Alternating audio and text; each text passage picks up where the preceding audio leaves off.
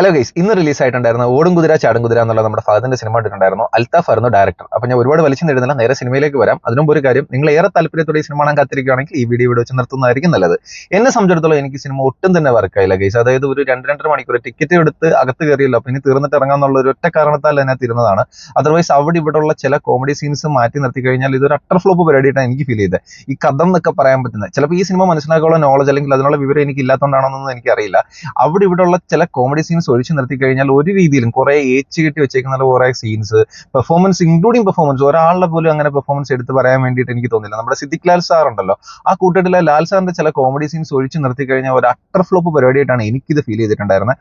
ഒരു രീതിയിലും അതായത് പെർഫോമൻസ് ആവട്ടെ അതല്ലെങ്കിൽ വേറെ എന്തെങ്കിലും സൈഡ് എടുത്ത് പറയാൻ വേണ്ടിയിട്ടൊന്നും എനിക്ക് തോന്നിയില്ല. ഈ ലാൽ സാറിന്റെ അവിടെ ഇവിടെ ഉള്ള ചില കോമഡി സീൻസ് ഒഴിച്ചു നിർത്തി കഴിഞ്ഞാൽ ഒരു അട്ടർ ഫ്ലോപ്പ് പരിപാടിയാണ് എനിക്ക് ഫീൽ ചെയ്തിട്ടുണ്ടായിരുന്നത്. എന്തായാലും എനിക്ക് ഈ സിനിമ ഒട്ടും തന്നെ വർക്കായില്ല. ഇനി നിങ്ങൾ ആരെങ്കിലും ഈ സിനിമ കണ്ടവരാണെങ്കിൽ നിങ്ങളുടെ അഭിപ്രായം എന്താണെന്നുള്ള ജസ്റ്റ് ഒന്ന് കമന്റ് ചെയ്തേക്കും. Okay, by.